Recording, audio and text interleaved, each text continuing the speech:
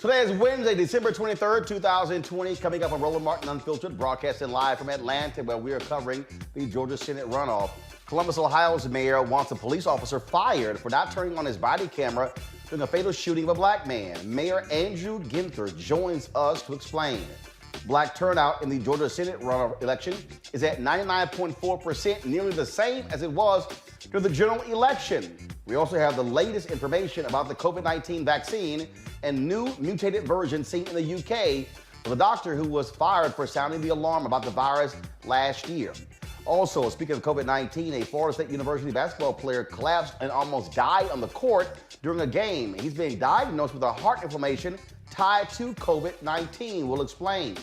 Also on today's show, Haiti's ambassador to the United States will join us to talk about developments that 3 members of Congress targeted Haitians. We'll talk about some other issues as well, plus an update in the case of Quan, the last person to see him alive, admits that she knew he was missing. Plus, in our Black Tech segment, you meet the creator of an interactive virtual reality experience set to the historic events of the Civil Rights Movement. Plus, we remember Ecstasy from the group Houdini, who died today. It's time to bring the funk on Roland Martin Unfiltered. Let's go. He's got it. Whatever the biz, he's on it. Whatever it is, he's got the scoop, the fact, the find. And when it breaks, he's right on time and it's rolling. Best believe he's knowing. Putting it down from sports to news to politics. With entertainment just for kicks, he's rolling. It's on go, y'all. It's Roland Martin, yeah.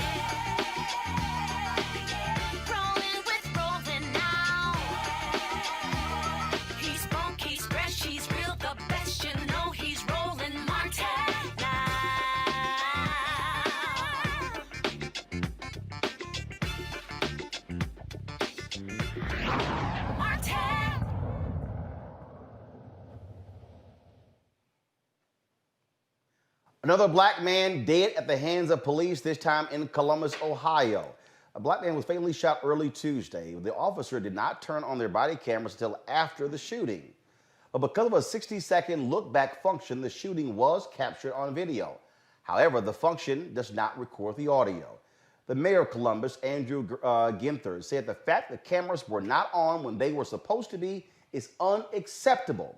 Officers were responding to a call about a running vehicle at 1:30 in the morning on Tuesday. They found a 47-year-old man in the garage. At some point, the man started walking towards the police officer with a cell phone in his left hand. Officers say his other hand couldn't be seen. That's when one of the officers opened fire, striking the man. He died an hour later at a local hospital. To date, the victim and the officers involved have yet to be named. Now, this comes 2 weeks after law enforcement fatally shot 23-year-old Casey Goodson Jr. as he was entering his grandmother's home. There isn't any recording of that incident, as the sheriff's deputy involved wasn't using a body camera. Joining us right now is the mayor of Columbus, Ohio. Actually, we're going to play this soundbite first, and then we're going to go to Mayor Andrew Ginther. So go ahead and play it. It is unacceptable to me and to the community that the officers did not turn on their cameras. The city works hard to provide police with the tools officers need to protect themselves and the public. So let me be clear. If you're not going to turn on your body-worn camera, you cannot serve and protect the people of Columbus. I have asked Chief Quinlan to relieve the officer involved of duty and turn in his badge and gun. We are awaiting the notification of the next of kin to release the name of the gentleman who was shot and killed. We are also giving them, the family, an opportunity to see the body-worn camera footage we have before it is released to the media. We expect that to be in the next 24 hours. As you all know, this past summer, we signed an MOU with the Bureau of Criminal Investigation, or BCI, to investigate police-involved shootings and deaths that occur in custody. This investigation is being handled by BCI, and the Columbus Division of Police is fully cooperating. In addition, I spoke this afternoon with U.S. Attorney Dave DeVillers and have asked him to review the investigation to determine if the victim's civil rights were violated as well. I am deeply saddened, frustrated, angry, demanding answers of what happened in our community earlier this morning. And I am committed to transparency and accountability in our Division of Police. The director and I are the civilian oversight of the Division of Police. The chief reports to the director. The director reports to me. And I report to the people of Columbus. And I am committing to them that we will seek the truth wherever it takes us, and justice will be served.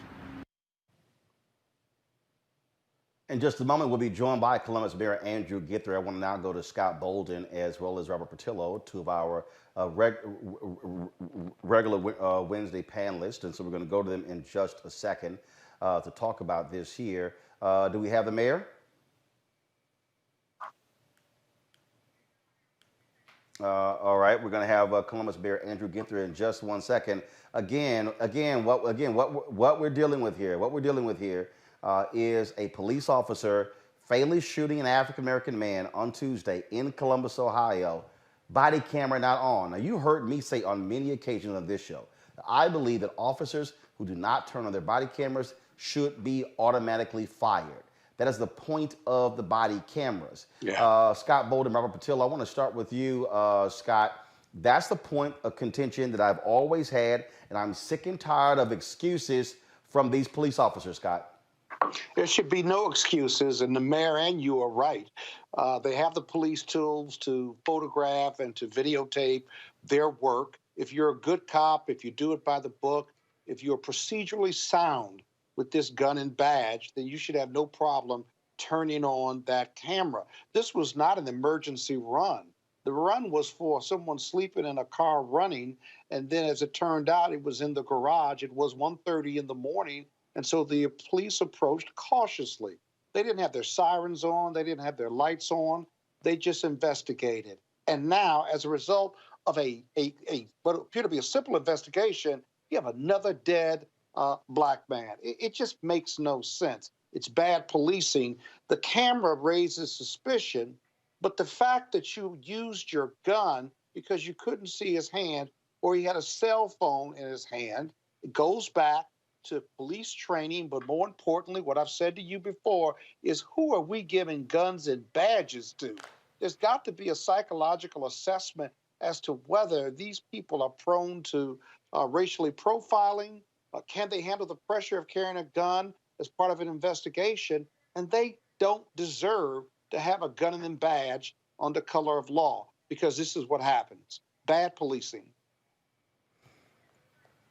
Robert, we've had Ben Crump on the show. He talked about 95 African Americans shot and killed by police this year in 2020.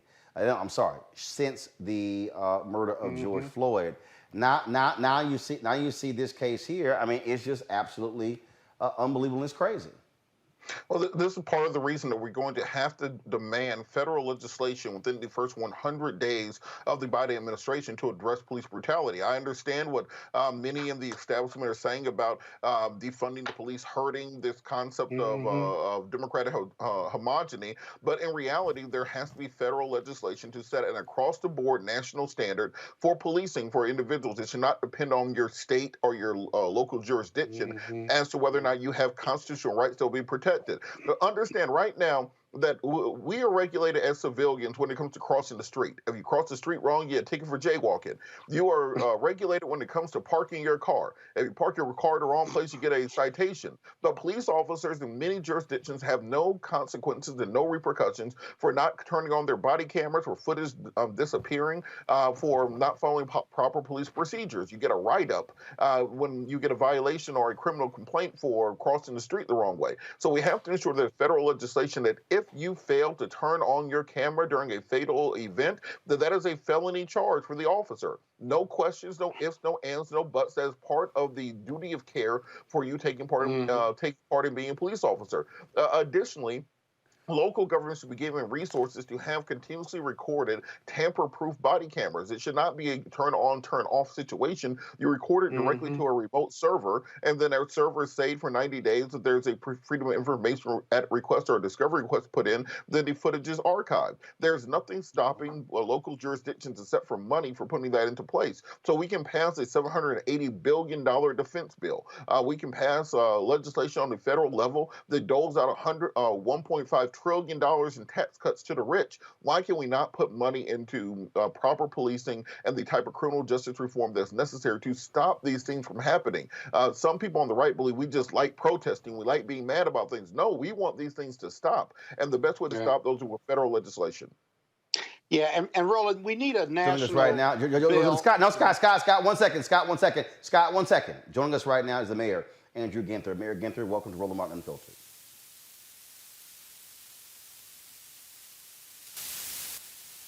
Mayor Ginther, can you hear me? I can hear you just fine. You hear me okay? There we go. All right then, Mayor.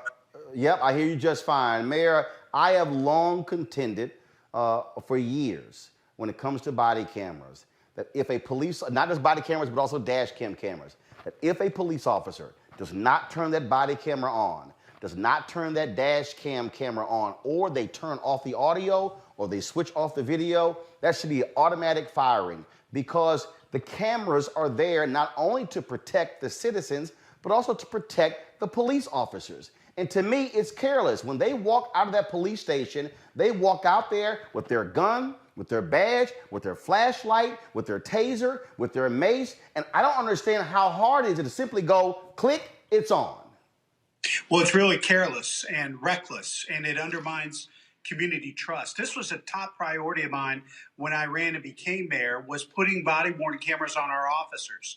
And I am furious the fact that this officer didn't turn on their camera until after the shooting of Mr. Hill. Unacceptable in this community. If you want to police in the city of Columbus, you better have that camera turned on.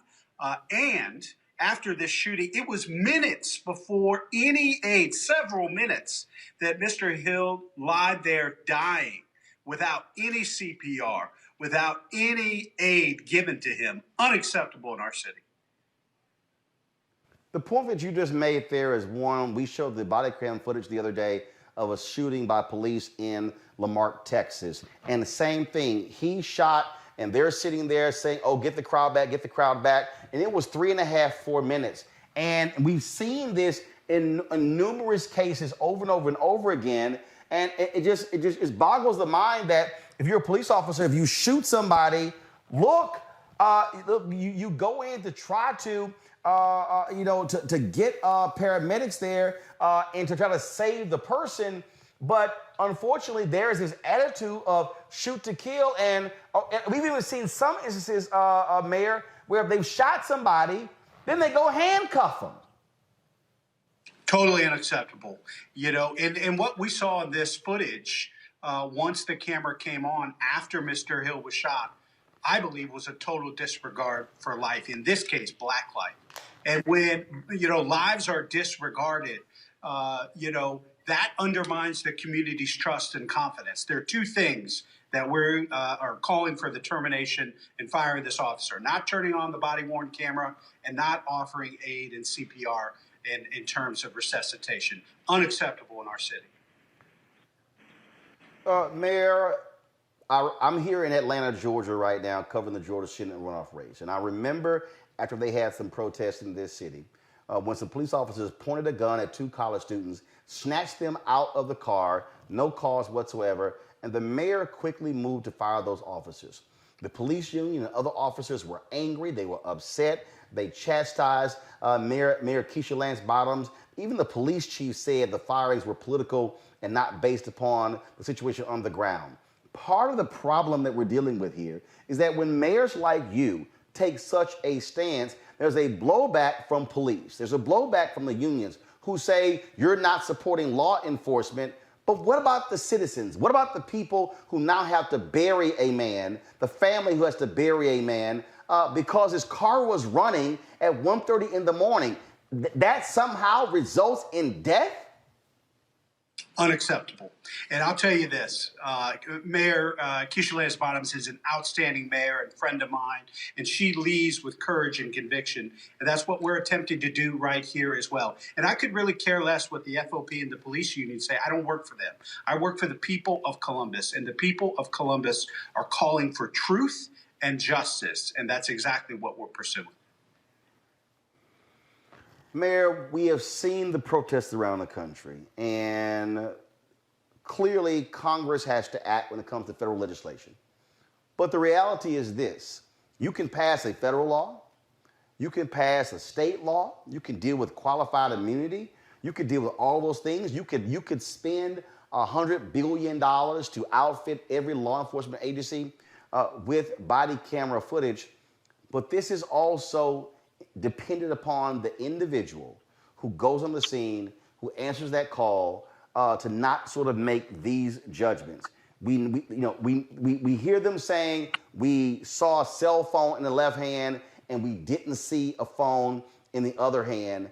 And again, I'm just trying to understand, how do we get to the point of avoiding having to bury another Black person shot and killed by police? And then typically what happens, folks say, no build, officers felt that their lives were in danger, yet somebody is dead. And as I said, since George Floyd's murder, 95 Black folks shot by police. Well, absolutely. And in our community, what we're saying is enough is enough. We've now buried Casey Goodson today. And we are now notifying the Hill family of the death of a member of their family. 2 African-American men in our community in the last 3 weeks, one from the deputy in the sheriff's department, and this shooting involving Mr. Hill from the Columbus Division of Police. Enough is enough. And you're right. We have body-worn cameras. We have policies and procedures. But the way you change behavior is by holding people accountable. And that's exactly what we intend to do. That's the only way you can change the culture and make sure that you have the independence, the oversight, and the accountability. Just one more question for you. One of the other issues that is a problem here is that when an officer is fired or officer resigns or retires, they can simply move on to the next locale. We saw that happen in Cleveland. The officer who shot and killed Tamir Rice had issues at another police department and was able to get a job there. And then after that situation, another place hired him as well. Do you believe that when these things happen, there should be state legislation that bars another law enforcement agency from being able to hire a police officer, let's say, who's been fired? Let's say this officer is fired and the firing is upheld. I'm not quite sure what the contracts are there in Columbus, Ohio. But let's say that happens. Shouldn't there be some law that says this person can't just hop to another law enforcement agency, that there should be at least a wait of a year, 2, 3, 5 years, if folks don't support a lifetime ban, but at least some period where they just don't get another law enforcement job that quick? Absolutely agree, and we're working on that. And actually, the Democratic mayors of the big cities of the state are working with our Republican governor and attorney general to put in place a statewide database so that jurisdictions from across the state know exactly what they're getting with officers that are applying to serve in their communities, what their background and history are, so that those red flags can be raised before they're even brought into communities where they clearly are not committed to protecting and serving everyone. Mayor Andrew Ginther, we certainly appreciate you joining us on the show. One of your predecessors, Michael Coleman, I know him well. He would often be here, and so you're certainly welcome to come back to Roland Martin Unfiltered anytime to talk about this case or any other issues. Thank you, Roland. Have a good evening. Merry Christmas. Likewise. Thank you very much. Go back to my panel. Scott, the point I was just making there, you can pass a federal law, you can pass a state law, but there has to be a change of attitude, a change of policing, a change of conduct, a change of culture, a change of attitude among police in this country. Yeah, I think the mayor of Columbus is right. He said it best. He says, I don't care about the police unions. I don't represent them. I represent the people of Columbus. And it takes courage. It takes courage and courageous conversations and mayors like that, as well as Keisha Lance Bottoms and others, to do that, because the killing has to stop. These major urban centers are just becoming killing fields for black men. And the national standard for the use of deadly force, I'll supplement what Robert said and what the mayor said and what you say repeatedly. Aren't you tired of having these conversations and reporting on these incidents, Roland?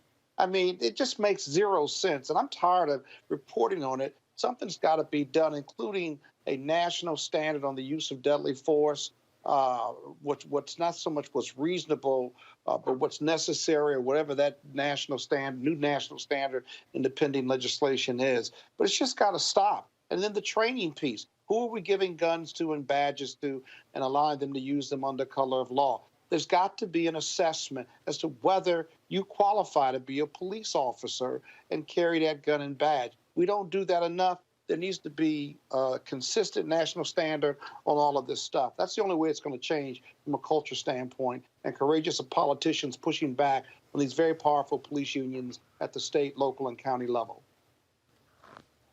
I want to bring in Monique Presley right now. She is working on that particular case in Lamarck, Texas. I made the point there, Monique, with Columbus Mayor Andrew Ginther. Here he criticized the lack of aid being provided to this 47-year-old black man, the exact same thing we saw on that video footage of the shooting there in Lamarck. Officers shot that young man, and 3.5, 4 minutes go by and no aid given whatsoever. Yeah, and we think it was more than that. That's only what we can see on the camera. The witnesses on the ground are telling us that it was at least 6, 7 minutes before aid was actually rendered. They handcuffed a man who was likely dead before they even tried to render aid. When he was shot, when he was on the ground, when he was hollering for help, begging for help and saying it felt like he was shot through his heart. Even neighbors came out and said, he's still breathing. Let us help him. They came out with their hands up, is what we could see on the video, to try to render aid that Officer Jose Santos refused to render. And instead, they just watched him die. I mean, they knew that it was a life-threatening injury. They watched as he bled out and as the puddle of blood got bigger and bigger. And that officer was more concerned with crowd control and more concerned with his own story than he was with saving his life. And those are people who should never carry a badge in any district, in any territory. And what we know where Santos is concerned, same as we saw with Tamir Rice and same as we saw with so many others, he carried a badge in multiple jurisdictions. So you get in trouble in one jurisdiction, you resign before you're fired, and then you leave and you go to another jurisdiction. In this case, from Galveston and Lamarck, all you got to do is cross one bridge 10 minutes down the road and you get a new job. And Joshua was not the first person that died at Jose Santos' hands since he's been at Lamarck PD. And I don't care what the circumstances were of the prior shooting, he never should have had an opportunity to carry, a gun that sanctions violence, that sanctions death, when he had already shown he's willing to beat a man to a pulp and try to drown him, just as willing as he is to do that, as apparently he is to do a drive-by shooting and call it an officer who's getting a suspect. So, no, many things. Monique, as you were talking, we were rolling the video of that Lamarck shooting. This is at the 1 minute point of the video. There's another 4 minutes and 4 seconds. He's there lying on the ground. No aid being provided. We have yet to see, of course. First of all, there's even that 60-second preview out of Columbus. But Robert, this is the thing that we also deal with. We deal with officers who lie on these reports. These officers who say someone was coming at them. And the reason why the body camera footage is important, or the dash cam footage, in the case of Quan McDonald, the officers lied. And then the other officers around them lied too. And so part of the deal here, Robert, is that when they lie, the body camera footage then is able to contradict the lie. And that's why this stuff matters. We're not saying that the body cams are the panacea, the be-all to end-all, but my God, what it does provide you is real and proper context of the actions, not only of the person who has been apprehended or held up or shot, but also of the officer. Yeah. Well, look, Roland, and on that same note, I'm part of criminal defense bar. Most of the cases I do are criminal defense cases in addition to civil rights cases. And frankly, it cuts both ways for officers, that if an officer is doing something above board, if they do not believe they are breaking the law or breaking any code or breaking any protocols, then the camera is absolutely a benefit to the officer. I've had many cases where my client has told me a sob story, and then we see the police body cam footage like, no, you did it.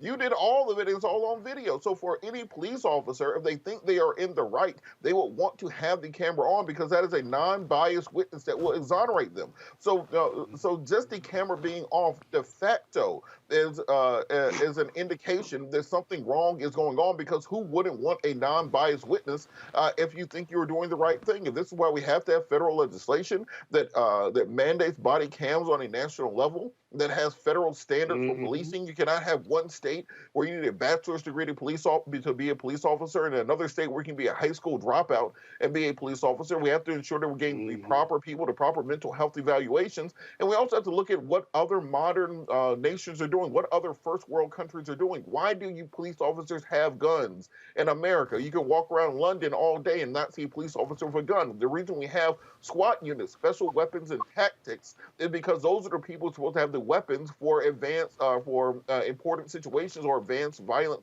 situations. Every single beat cop does not need to have a gun on their hip to do traffic tickets and jaywalking. So we have to have a holistic reassessment of how we do crime and punishment in this country. And until we do that, we will not have true criminal justice reform.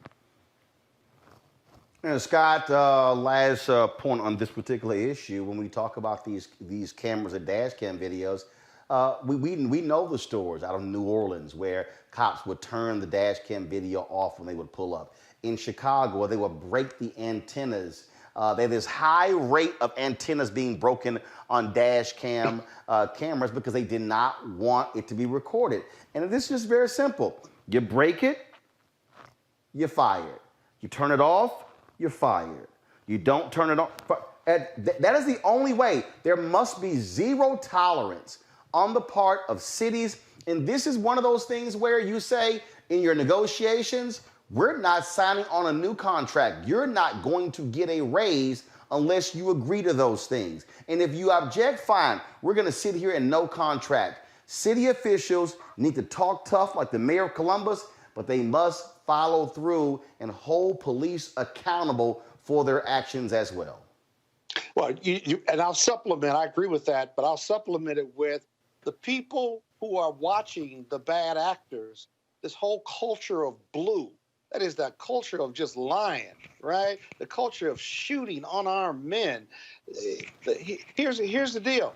If you are watching it and not reporting it, you are just as culpable as the bad actor. So when you're doing your police union contract or you're supporting a culture in a police department, there ought to be incentives in that contract too, that the good actors, the police officers that are not breaking the law, if they observe bad police conduct, they need to report it. And you need to give an incentive to those officers, because otherwise, if they tolerate that in their culture and they're around bad officers, like in the George Floyd case, then you're just creating this expanded culture and environment of bad police culture and bad police conduct while others tolerate it. Give them an incentive to report it and make it verifiable. Do that along with these national standards, and you can stop these unnecessary killings. You just got to have the courage. These elected officials have to have the courage to do it once and for all. How many more black men and women must be killed in this country, right, before politicians, elected officials stand up, government officials, and say, enough is enough. Here are the 10 things we're going to do. We're going to pass it, bipartisan or otherwise, and we're going to stop the killing fields in black communities around this country. So it's a simple solution, hard to get them to act. Well, that's exactly why people are out here protesting. That is why they are pushing black and challenging. White and then people that's protesting. But that's why when you hear people talk about defund the police, we hear them talking about because they're sick and tired of things not being but that's done. not the answer, though. That's not the answer. Scott, you can say it's not the answer. What I'm saying to you is that's why people are demanding it, because there is death after death after death after death after death after death. This is like Groundhog Day. So you can disagree with it all you want to, but that's why people are calling for it, because they're sick and tired of having to bury another black man or another black woman who's dying at the hands of cops who do not know how to control themselves. But speaking of what is happening in terms of things that should be done right in this country, same thing when it comes to COVID-19. This video, folks, went viral on yesterday. And it is a video that a black female doctor posted of herself talking about COVID-19 and the lack of care she received from the hospital. This video was shot a few weeks ago. That sister is now dead. Watch this. Now, that is not how you treat patients. Period. So I don't trust this hospital, and I'm asking to be transferred.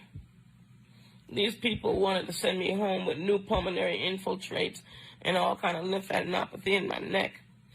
The other thing that white Dr. Bannock said was that if I stayed, that he would send me home Saturday at 10 p.m. in the dark. Who does that? on a week. Who does that?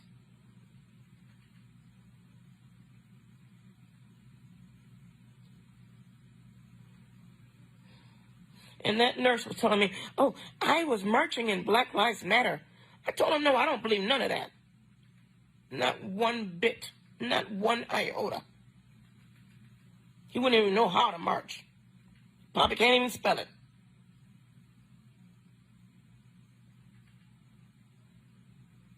This is how black people get killed. When you send them home and they don't know how to fight for themselves. I had to talk to somebody, maybe the media, somebody, to let people know how I'm being treated up in this place. And he gladly told me, I know you're a doctor. And he didn't want the black doctor to have no medicine, nothing.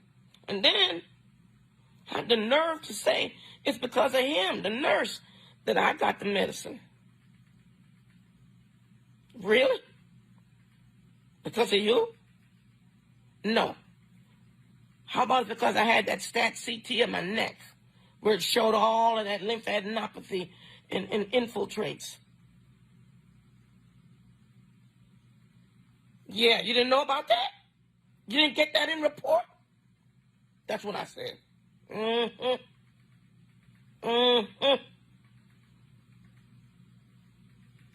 To being black up in here, this is what happens.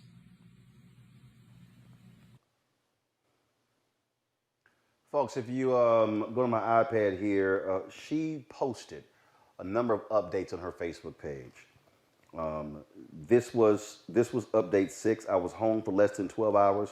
Spiked the temperature of 103. My blood pressure plummeted to 80/60 with a heart rate of 132. I'm back in the hospital, a different hospital, St. Vincent Carmel. Those people were trying to kill me.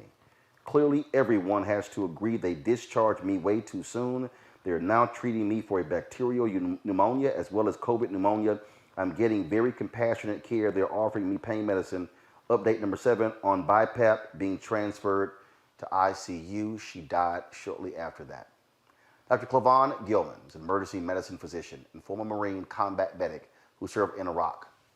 Gilman, you said that you're seeing this kind of death simply is not normal. And in fact, you had to battle your own hospital when it came to the issue of you speaking out as vigorously as you could on this issue of COVID-19. This is a black doctor who is dead. This is a woman who knew what was going on. This is not someone who wasn't aware. She is now dead.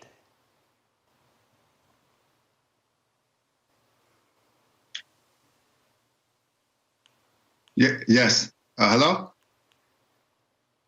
Yes, we can hear you. Go right ahead. Yeah, no. I think what happened to Dr. Susan Moore is very tragic, right? This is an educated physician who knew her disease process.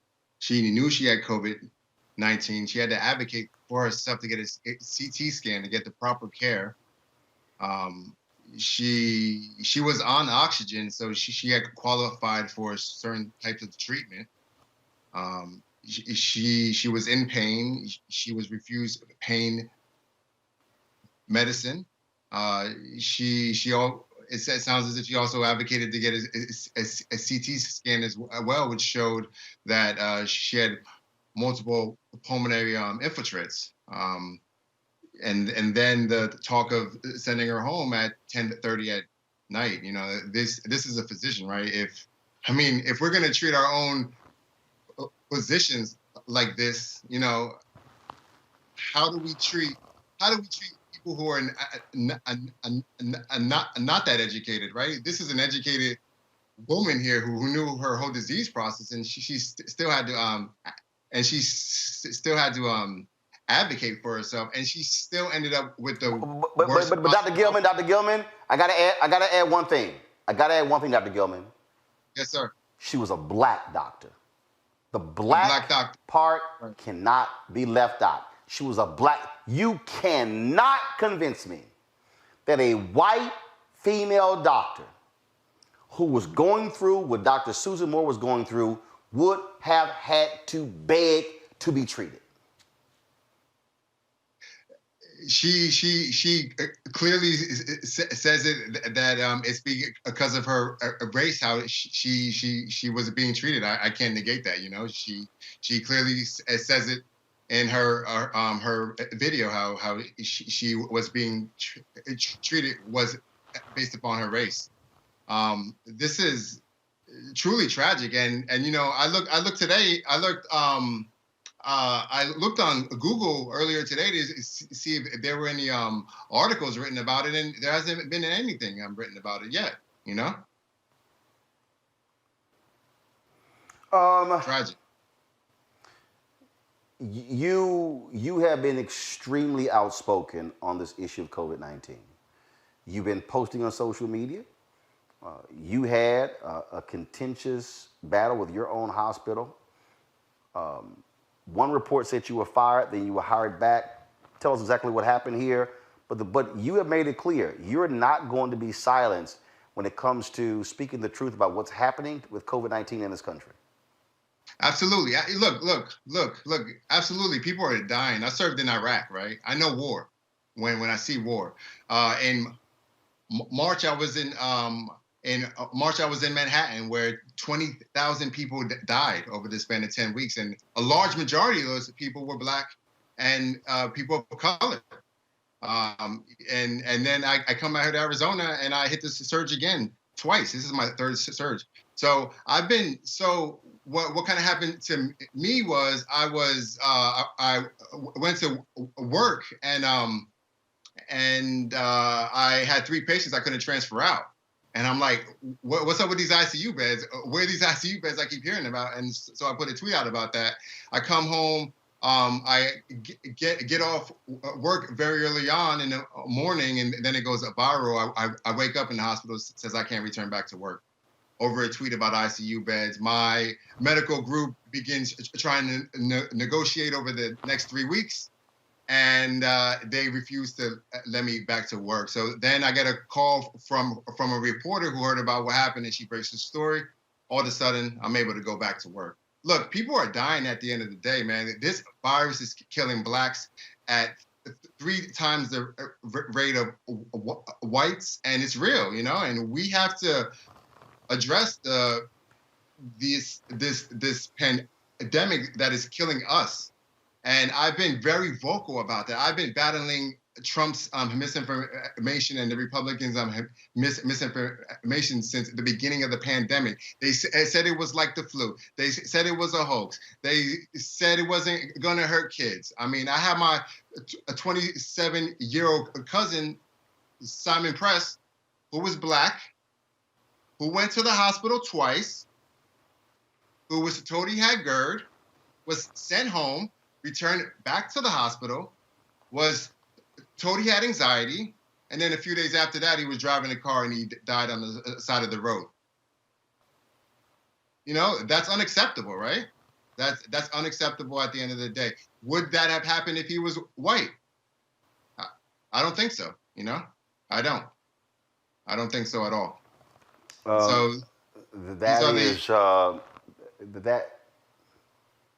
Let me also ask you this here, because we're dealing also now with the vaccine, and what you're describing, what this sister, Dr. Susan Moore, who passed away from COVID-19, is describing also, is the treatment of African Americans in the medical field, but the mistrust as well. This is why, and it's sad that first of all we've lost her because she's a Black doctor. It's not like we got that many. We've seen Black nurses in Detroit, DC, and other places die of COVID. So we're seeing the loss of trusted Black health professionals. This, to me, is where, and in a moment we're going to talk with someone with the National Medical Association, but this is where Black medical experts are so vital, because our people are more likely, based upon the research, to get better treatment from Black healthcare professionals and to trust what is coming from Black healthcare professionals more than anybody else. If they're dying from COVID, God help all of us. Yeah, that's really a hard point, right? Because we are dying from COVID, and there's very few of us, right? Like when I went to medical school, there were only a few Black people in my class, right? And so there's very few Black providers as it is, and if we're dying from this a virus and it's just extreme. It's a hard position to be in, and then also for persons of color as well to have trust in a medical community when they see a doctor like Susan Moore saying that she's being treated differently because she's Black, and this is how Black people die. Dr. Clavon Gilman, we certainly appreciate you. First of all, we thank you for your courage. Thank you for the work that you're doing and your willingness to speak truth, regardless of what other folks, how they want you to stay quiet. That is exactly what we need, and it is vital, and we thank you very much. I appreciate it, man. You be safe and wear your mask, stay inside, stay 6 feet apart, and get the vaccine when it comes out. I got the vaccine a day ago. I'm feeling good right now, yo. I'll keep you posted. Oh, absolutely. First of all, understand when we're out here covering stuff in Georgia, I got 2 masks, I got goggles, I got ears protected. I'll tell somebody in the heartbeat, back the hell up, so that ain't no problem at all. So trust me, I don't play that. We keep 5-6 bottles of hand sanitizer around, and so you can say on this one, bruh's real OCD. So I got goggles, I got the shield. No, I ain't trying to get sick. Good, man. I'm loving what I'm hearing, man. You keep doing that thing, man. All right, Roland. All right, will do. Dr. Gilman, I appreciate it. Thank you so very much. I want to go to Monique Presley. Monique, the listen. First of all, you sent me the tweet of Dr. Moore, and just here's a Black doctor begging for treatment, and these white folks are like, man, we don't care. We don't care what you're dealing with. I'm sorry, that's manslaughter. To me, how she is treated, that means somebody at that hospital should be charged with manslaughter. Yes, and what I'll say it more civilized than I did in my text to you, but I was explaining, just exhaustion and rage and heartbreak because what we saw happen to her, to our beloved sister, doctor, to a smart, brilliant woman who was on the front lines giving her community and then became a patient and had to advocate for herself. And even though she had all the smarts in the world and all of the expertise and knew exactly what was going on with her and could diagnose herself better than anybody else could, it still was not enough. She still got sent home when she shouldn't have, got refused medicine when she shouldn't have, ended up in a better hospital because her friends had to advocate for her and other doctors who were not Black had to advocate for her, but it was too late. And that, for real, just hearing about it has my insides enraged, Roland, because people will listen to that and they'll listen to her video and say that she was assuming that it was because she was Black, because she was a Black woman, that it was happening. But the numbers do not bear out that it was an assumption. The numbers are clear. If you look at Black mom mortality rates, legislation, the momnibus that then Senator, now Vice President-elect Kamala Harris proposed and which Mitch McConnell has been holding up, which acknowledged that Black women who are pregnant are dying at higher numbers than all of their counterparts. And it doesn't matter how much money we have, how much education we have, what neighborhood we're in. When we go in, you can be Serena Williams.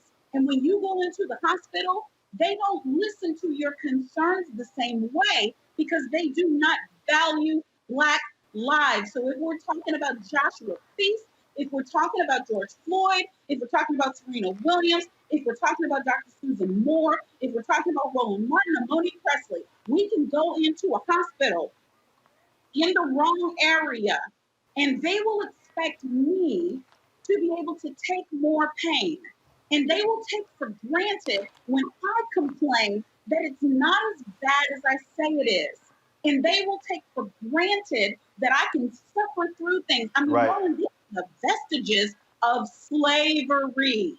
And so when you compound it with the diseases that come from poverty, with the diseases that come from poor nutrition, with the diseases that come from abuse, you know, our genetic code, our DNA has depression and anguish and trauma in it from the way we've been treated for centuries. And what it ends up being is we see a beautiful Black sister like Dr. Susan, who was for real, just giving us a video of her journey to death.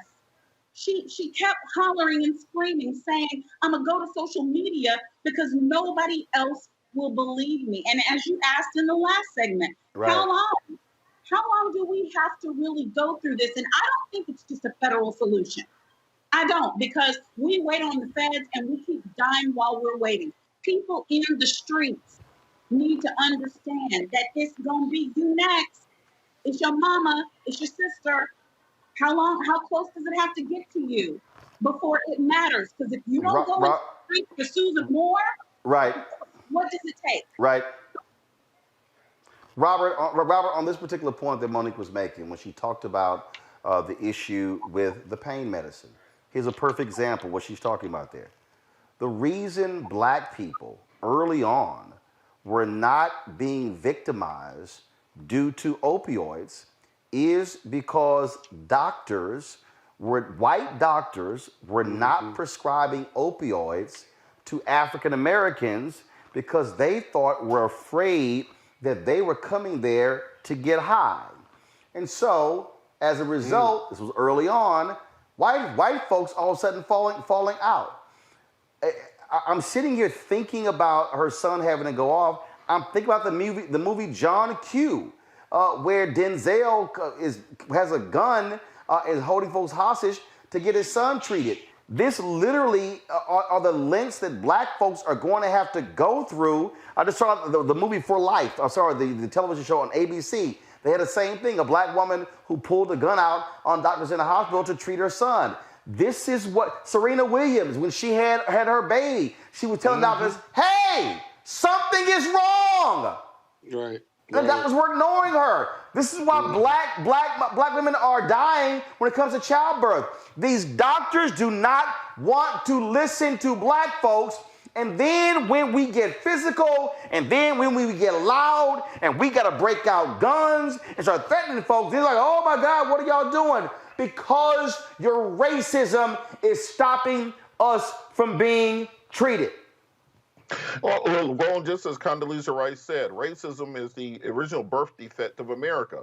And what Corona has done is not that that has created these new problems; it has unmasked these new problems, like Future said. Now we are seeing what happens in environmental racism, as it relates to the healthcare system. When we talk about the comorbidities that we have in our communities, many of those are caused by, one, the lack of trust between African Americans and the healthcare community, and secondarily by the lack of access to proper care and of a doctor who will actually take seriously what is wrong with you. I cannot count on the top of my head the number of times that a relative of ours has had to go to the hospital, and it took an entire generation of us to stand up to the doctors and say, no, they need additional care. You cannot simply put them in a room and give them an aspirin after having heart surgery. You're going to have to get in there and give them the standard of care of everybody else, and most people do not have that. They do not have a couple of attorneys as nephews. They do not have a couple of doctors in the family who are able to stand up and do so. So what we have to start addressing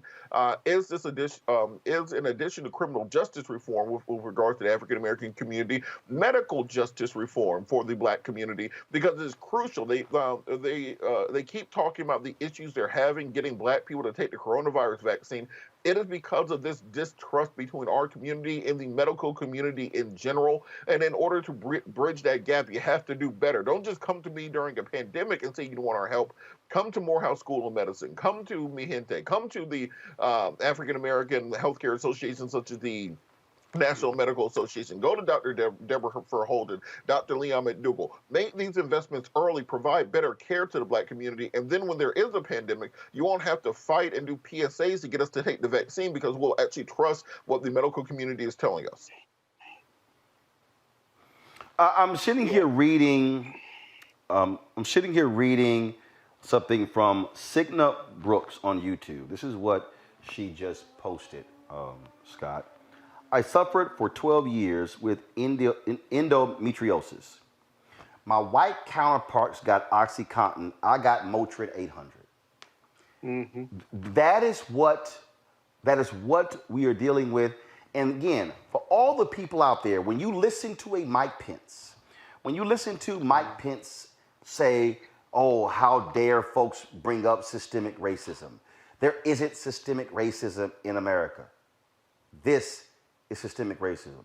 Systemic racism, Mike Pence, is when it happens in Ohio, in North Carolina, in California, in New York State, in Oregon, in Florida, in Texas, in Tennessee, in Arkansas, in Missouri, in Illinois. That's systemic racism. When this thing is happening, was widespread, these are not just one-offs. No, this is consistent. And that, to me, is what we are having to contend with. And we're having to contend with people, white people, who are living in denial about the reality of race. And here we have a Black woman who put in years and years and years of study to become a doctor, something very few African Americans are able to do. And she is dead today on December 23rd, 2 days before Christmas, not because she was a doctor, but because she is Black. Yeah, yeah. You know, I watched that video, and I'll be honest with you, I saw my mother, my sister, my nieces as Black women in that video. And when you look at the video of the shooting earlier in the show, you know, they treated them like an animal.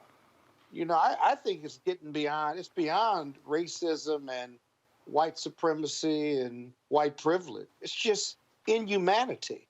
I mean, the treatment just compares well to just how we treat animals. Hell, we treat animals better. You know, you shoot a dog in the street, you can go to jail in most jurisdictions, Roland. You know, guns and badges and uniforms shoot Black men and women out here. They keep their jobs. It was a mistake, and most of them don't go to jail. Think about that. I really think we ought to be talking about human rights or the inhumanity of the treatment of Black people. And you talked about all these jurisdictions. Well, you just go to the professions. The systemic racism rears its ugly head in the legal profession, accounting profession, medical profession, architectural profession. First of all, all over because it's America. Right? It's America. It's America. It's all America. You know? It's America. So there's no place. So Mike Pence shouldn't be saying, why talk about systemic racism? It's all around him. But here's the thing, though. That is unbelievable here, because again, you have this story where Susan Moore, she begged for a CT scan, and she was at the Indiana University Health Hospital. We'll try to send her home, and so that was the background of that story. But I think about Keontae Johnson, who plays for the University of Florida, on his way, who was a preseason SEC Player of the Year. This happened, folks, earlier this month in a basketball game versus Florida State. This happened shortly after he had a major dunk in the game. They came out of a timeout, roll the video. He collapses on the court. Johnson tested positive for COVID-19 over the summer, leading some to believe his collapse was linked to the virus. Well, guess what? Today, he was released from the hospital, and they did indeed say that a heart inflammation that is associated with COVID-19 was the cause of that. Now, why am I saying all of that? Because all of these other people out here were clamoring, let's get them back to playing basketball. Let's get back to playing football. There were a couple of baseball players who had to sit the season out because of the exact same heart inflammation. Okay? Other sports, same thing. Myles Garrett, graduate of Texas A&M University. Myles Garrett, star defensive end for the Cleveland Browns, had COVID-19 over the weekend. What happened over the weekend? He still had a coughing fit due to COVID-19. I'm sitting here saying, why is this man suited up? Why is this man sitting here ready to play? His life can be put on the line. Folks, if y'all see that video, and if we have it, if y'all have already shown it, that's great. Y'all, he literally collapsed face down, wasn't moving. The other players were stunned. He goes to the ICU. He was in critical condition. It is a miracle. They put him into a self-induced coma. It's a miracle he got released today. He should not have been playing.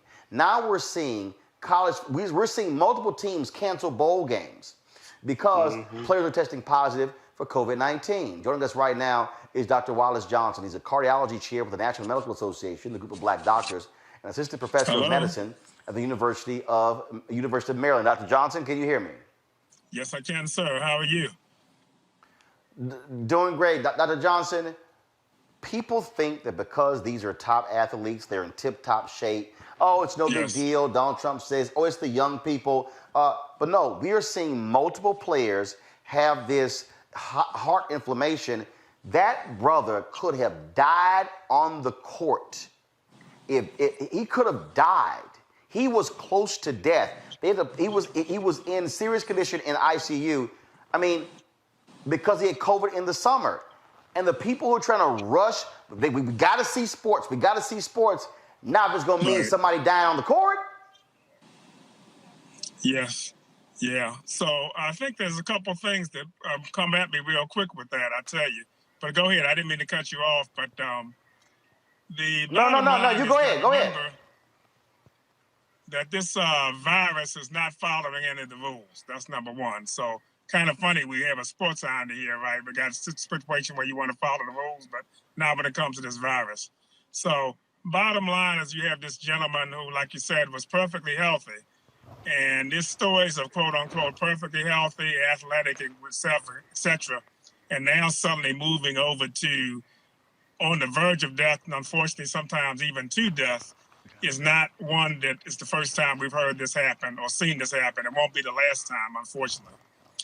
The bottom line is that this COVID virus, we know it normally goes in through the nose, the mouth, and goes down into the lung cavity.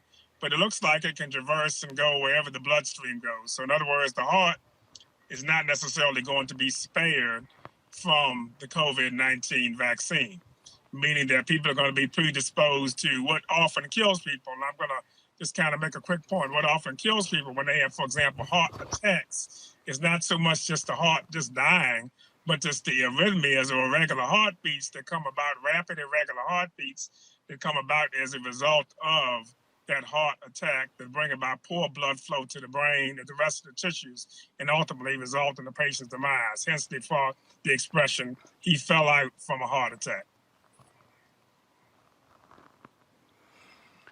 Do you believe, Dr. Johnson, that an athlete that tests positive COVID-19 should be playing? Yeah, I think an athlete who tests positive for COVID-19 should not be playing. My thought process is that, bottom line, at the end of the day, if you have a situation where somebody's putting their life at risk, and we've seen what has happened, and of course, I'm a native Baltimorean, so anybody has heard about a story about, of course, we all know the basketball player Reggie from Baltimore, who was in a situation it was Reggie Lewis. It was Reggie Lewis. It makes no sense whatsoever, and I would say no, that athletes should not play, and all of those sports figures or all those sports organizations can take this in mind and have this be a wake-up call. In fact, you were speaking of Reggie Lewis, who played for the Boston Celtics, but you also have another player who was on his way to the NBA. Hank Gathers, who also collapsed while playing and died on the court as well. Those are examples there. And again, we are seeing a lot of these players. That's why a lot of players, college football players who could go in the pros, they opted out to play. In fact, there are a lot of NFL players who chose to sit out the season because COVID-19, not only because they were concerned about their family getting it, but they were concerned what could happen to them if they got it. And we're seeing the examples of what takes place when somebody tests positive in the summer, but again, they insist on playing. That brother could have died just by playing basketball. Absolutely. Yeah, what happens is that, of course, unfortunately, we have yet another example. People being in a situation now, sometimes, as we know, and you know that I have to tell you, Mr. Martin, that unfortunately many people have a lot of pressure, not just from the sports world, but from friends and family to stand up and go to the plate, so to speak, and say batter up, even in a situation where it may not be necessarily prudent to do so. So we know that there's pressure from all ends, from the organization, from the family, from friends, all kinds of situations. Say this is a chance in a lifetime. But unfortunately, it can end your life simultaneously, as we found out in certain situations. Dr. Wallace Johnson with the National Medical Association, we certainly appreciate your expertise, sir. Thank you so very much.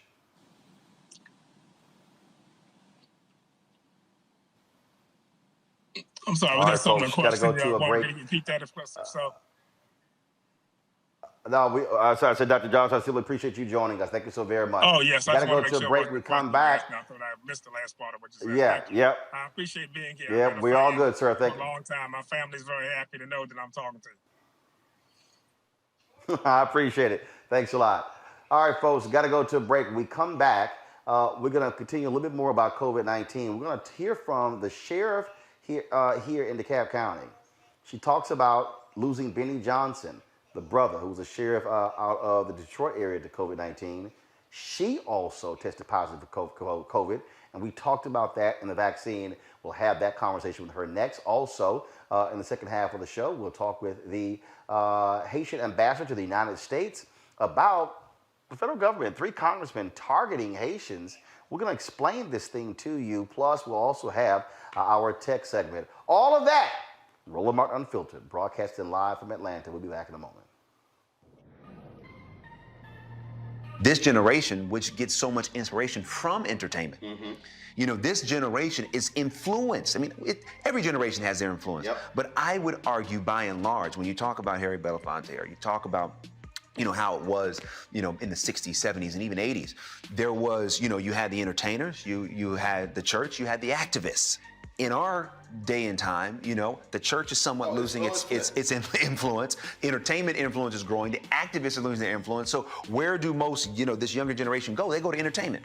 And so the influencers' entertainment can actually move the needle. And when you see people become active, I love how this younger group of people are saying, wait a minute, we don't like what just happened with Kavanaugh. We're going to do something about it. We don't like the fact that there's no gun control. We're going to do something about it. And I do think that as tragic as these events are, they are becoming more galvanizing to get this younger group of voters, which is so influential, to get out and do what we know they can do, which is to help move the needle in a massive way. Daring to demand the right to vote for Black Americans. In Selma, Alabama, 55 years ago, John Lewis was nearly killed as he and hundreds marched across this bridge. That movement's courage secured the Civil Rights Act and the Voting Rights Act, but the promise of equal justice in America remains unfulfilled. So together we'll fight for a new Civil Rights Act and a new Voting Rights Act to ensure equal justice for all, no matter the color of our skin, to end racial profiling and police brutality, and to stop anyone from suppressing the sacred right to vote. Congressman Lewis gave me my first job. He instilled in me the conviction to fight for justice.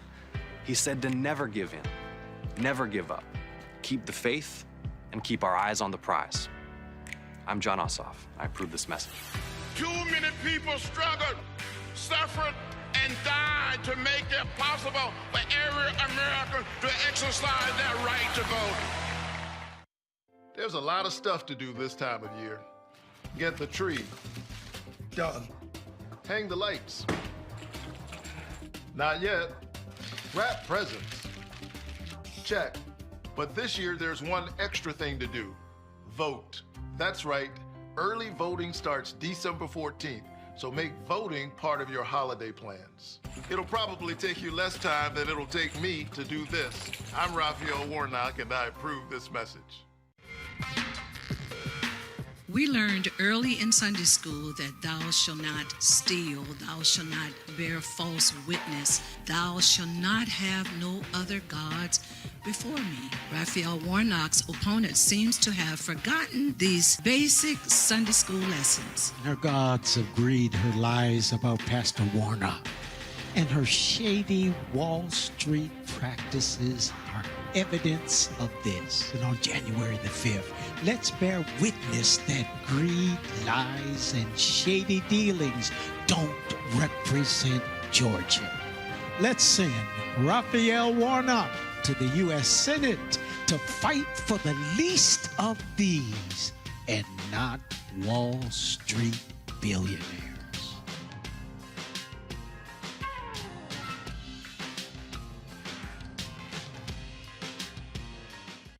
The end is coming, Donald.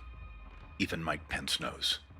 He's backing away from your train wreck, from your desperate lies and clown lawyers. When Mike Pence is running away from you, you know it's over. Trying to save his reputation, protect his future. Oh, there's one last thing, Donald. On January 6th, Mike Pence will put the nail in your political coffin when he presides over the Senate vote to prove Joe Biden won. It's over. And Mike Pence knows it. The Lincoln Project is responsible for the content of this advertising.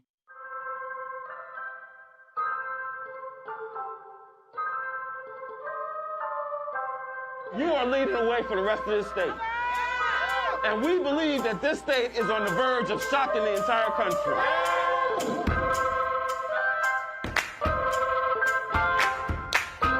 Keep your eyes on the prize and hold on, hold on. What y'all know about that damn office? And ultimately, we know we can't let nobody turn us around.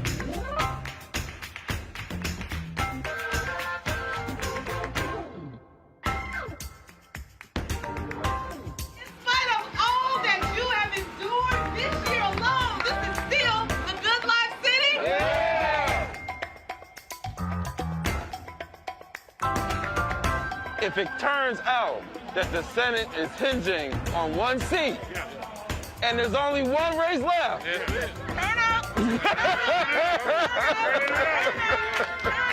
that's right. This will literally be the epicenter of the entire country, right?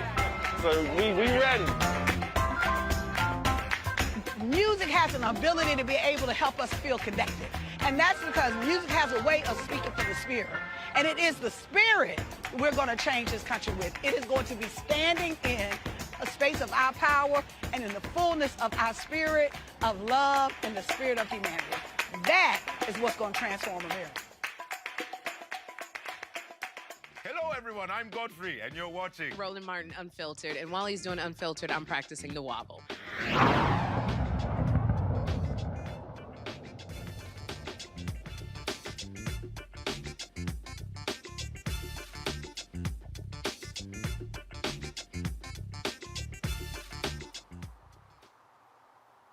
All right, folks. Yesterday we were at Morris Brown College. We caught up with Melody Maddox. She's the sheriff here in DeKalb County, and the issue of COVID-19 came up, and she shared her thoughts about the passing of Benny Napoleon, of course, who was the sheriff in the Detroit area who passed away at the age of 65 last week due to COVID-19. This is what she had to say about him.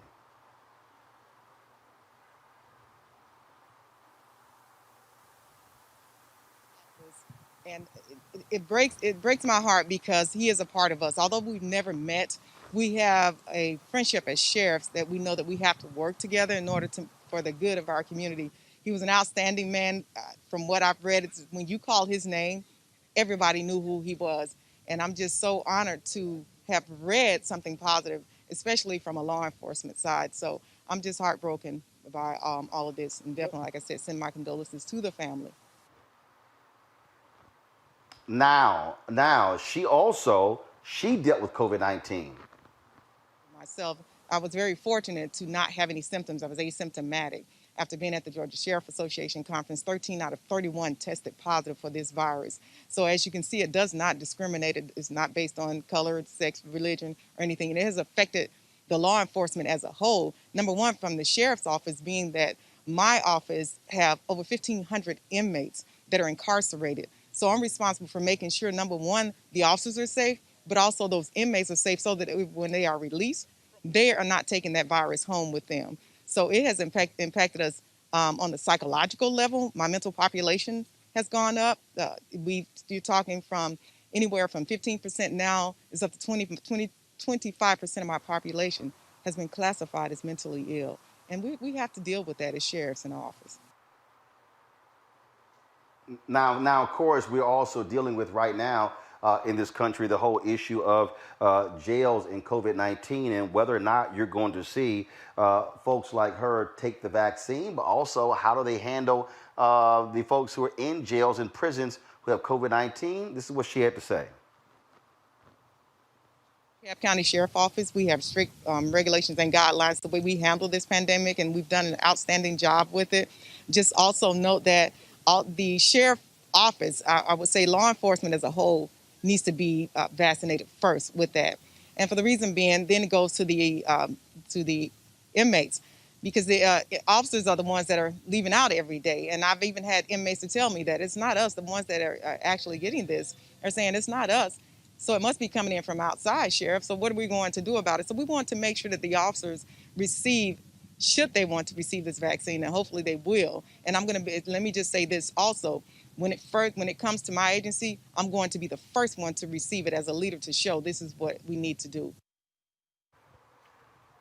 All right, then. Robert, that is exactly the leadership that we should have. We're not seeing that coming out of the White House, obviously. The Washington Post had this whole breakdown on just how absolutely dysfunctional, how much of a joke the Trump administration has been when it comes to COVID-19. I mean, these people, and I happen to be actually watching the documentary on the Reagans. There is a direct parallel to Ronald Reagan's complete ignoring of the AIDS crisis. And Dr. Anthony Fauci was quoted in there talking about how they completely ignored this. Look, Trump is doing the same thing. He doesn't even care about what's going on right now, and people are still dying. And you're going to have people like her and others who are saying, you know what we got to do to really advance this issue, to look out on behalf of other Americans. You're absolutely correct. And remember that Donald Trump is a symptom. He is not the sickness.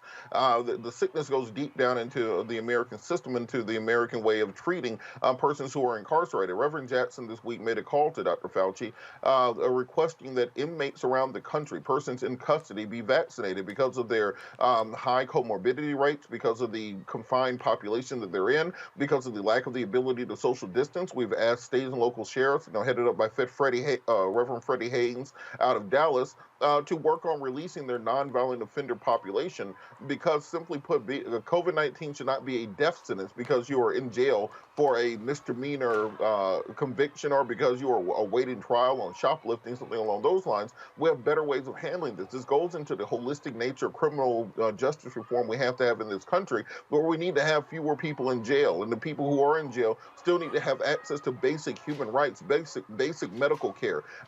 The same treatment you would expect of any human being. Simply violating the law does not de-elevate you from being part of the human brotherhood. So until and unless we address these issues from a systemic fashion, we're going to continuously face these issues, whether it's from coronavirus this year or AIDS 20 years ago or whatever the next pandemic is. Monique, again, what we're dealing with here is, an international pandemic. Thank God we're going to have a new president and vice president come in, because the lack of leadership here is stunning. These people who refuse to wear damn masks, the people who are acting a fool. I mean, my God, how many deaths will it take for these people to realize that, you know what, business as usual can't be business as usual? It's disheartening, and it's colorless. There's no demographic that is not and has not been affected by this. The one thing that I would hope we have learned as a country, those of us who are awake and discerning and of conscience would have learned, is how not just sacred, but tenuous and fragile our democracy is, because people were literally led to their deaths by this president, who they were willing to listen to, even if it defied all reason, all logic, all sense. And even after, I mean, I saw at one rally, an older white woman had on a sweatshirt that on the back of it, she had painted, "My son died of COVID, and I'm still voting for Trump." That's where we are. And that is a symptom, as Robert was saying, Trump definitely is not the illness. He is the evidence of just an ingrained illness and perverseness and twistedness that has become a part of what it means to be in the United States of America. And I'm not just worried about Black folks. I'll admit it, I worry about Black folks more because we're under attack more. But I worry about all folks, all humans who have been sucked in, hoodwinked, suckered by this administration, in that they have followed someone off of a cliff who does not care at all about them, only cares about himself. Absolutely. Scott, real quick, again, leadership. Finally, leadership is coming to the rescue. We've got to have a far more serious focus on this coming out of the White House, and really with these governors as well. Whether we're talking about these athletes, or we're talking about what's happening to prisoners, we can go on and on and on. I mean, we still are in the throes of a significant pandemic, and the numbers are not subsiding. Well, we certainly need consistency. You know, the problem with the pandemic is that the GOP and the White House have politicized a pathogen that could care less about our politics or race or creed or color, even though it affects our people more than others, like 3 times more. But the inconsistency of protecting ourselves and the messaging from the White House and GOP leadership contributed to the deaths of these 300,000 plus people. You're right. That is stunning. That is just stunning that we live in a country where a political party, where close to 1 out of every 2 voters on a second election voted for this failed leadership, these contributors to 300,000 deaths still voted for this and are still not wearing masks, still not protecting themselves. And many of the leaders in that party got the pathogen, suffered, got heavy medication or special medication, and then emerged just as strong with their following. That is just sick. That's scary. That's more than stunning. The real challenge for Biden is, what are we going to do about it?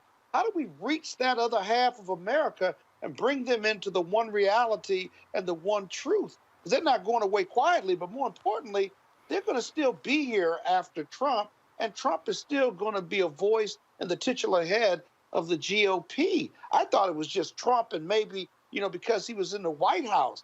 This is the cult now. How do you break up that cult to save America? That's going to be Biden's greatest challenge. That's our greatest challenge, Roland, you, me, and the other guests on this show. Well, here's what you do. You drag them kicking and screaming. That's what you do. Let's get a quick update on the story we've been covering. Quan Bobby Charles, a 15-year-old black boy, found dead and beaten in a Louisiana sugarcane field last month.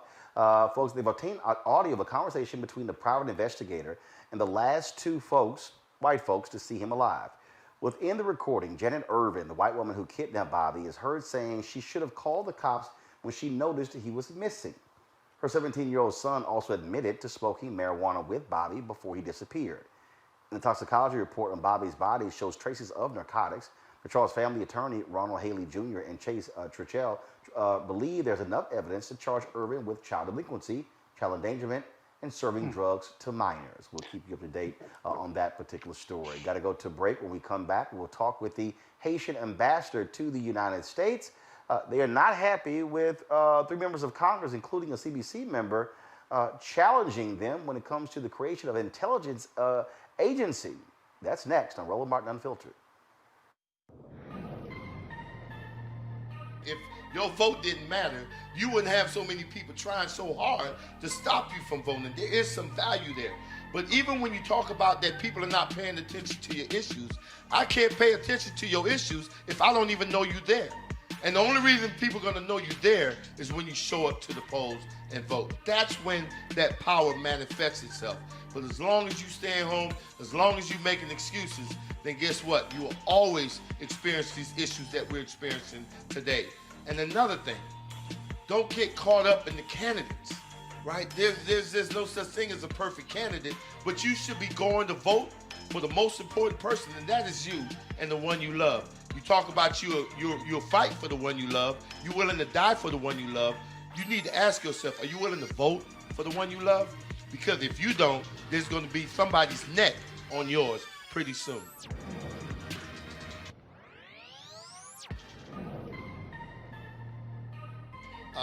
America is a complicated story of people building a more perfect union.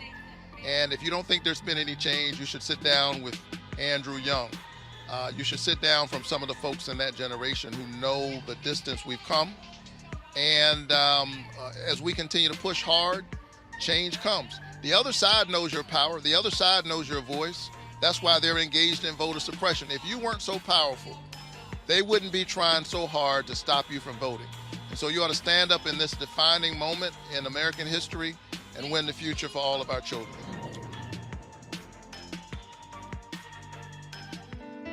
We're at Mom's Kitchen in Preston, Georgia. It's a family business. I enjoy making people happy, giving them a good meal. But since COVID, we had to close our main dining room. We lost all of that business, and we used to do a lot of caterings. We can't do any of that anymore. David Perdue knew what was about to happen. He was getting classified briefings about the pandemic. But instead of him being concerned about us, he off selling stock. We had no idea we'd have to close our businesses off. We'd lose caterings, and so many people died. And then when we needed help the most, he fought against the stimulus checks and to cut unemployment insurance. Perdue needs to come out and Ossoff in. Early voting starts December 14th. You got to make a plan to vote. I'm John Ossoff, and I approve this message.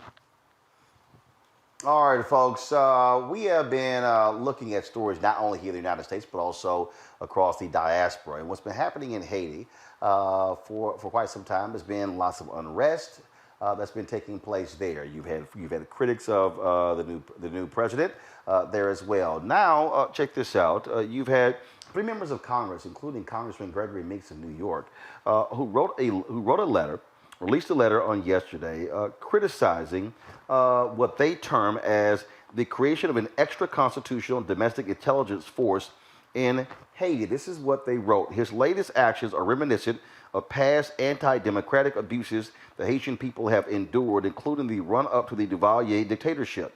We will not stand idly by while Haiti devolves into chaos. Joining us right now is His Excellency Boshit Edmond, Haiti's ambassador to the United States.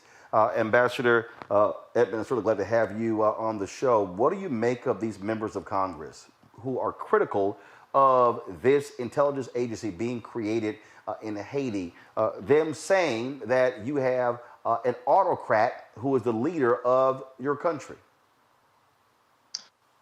Thanks, Roland, for having me on your show tonight. First of all, it is unfortunate to see that's the way they understand it.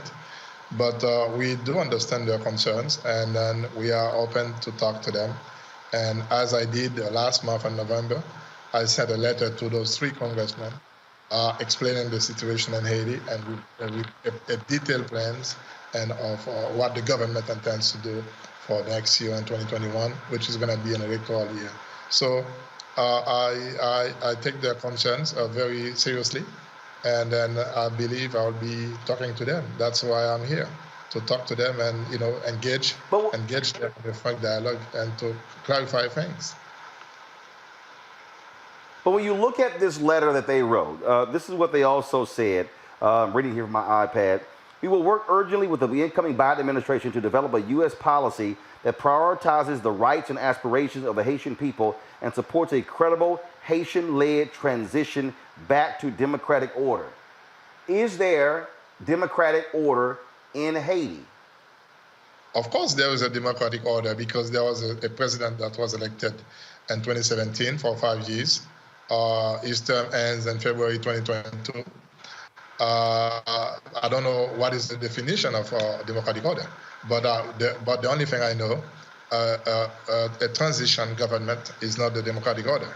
So therefore, there is only one thing we can do as international partners with Haiti, is to have, to encourage the dialogue between Haitians, politicians, and for them to find a solution for themselves, for the country. But this kind of remedies, I don't think it will work for our democracy, and we have seen it already. It has created a lot of damages to our system. Therefore, it is very important to foster that democratic order that exists and strengthen it through electoral process. And this is what we do intend to do. There are critics of this current government. There are people who say this government is harming citizens, killing Haitian Americans, killing Haitians as well. And so how do you respond to individuals who are in the United States who are also from there, who say that what they are seeing in Haiti simply must be stopped, and they're asking the United States to actually step in and intervene? And of course, the U.S. has a long history, complicated history when it comes to Haiti. And so how do you respond to that? I will only respond to say that it is unfortunate the way they are reading the situation, because I repeat again, that's why I'm here, and I will continue to engage them in a frank dialogue, because when you say this government is killing people, I don't think it's right, because you do have a U.S. embassy there, and I'm sure there is no way a U.S. embassy and even any international community members in Haiti would accept something like that. Certainly there was something happen last year in 2019, but we know that it was a result of gang battles for turf control. That happens in any country, a lot of countries that happens, gang battles. We have a very big issues with guns, and I believe the United States certainly will be very useful in helping us out to get rid of those guns. But saying those things, I don't think it's relevant. We want to concentrate on next year, 2021, which is going to be electoral year, on working in constitutional reform to have a new constitution, and then to have elections to have a new legislative body, and a new president will be sworn in February 2022. This is what we are working now. I am looking at a piece here in the Miami Herald by Monique Kleska. She is a former United Nations official. This is what she writes about President Moise's years in office. She says they've never been characterized by respect for the will of his people, protecting them from kidnappings, gang rapes, and massacres.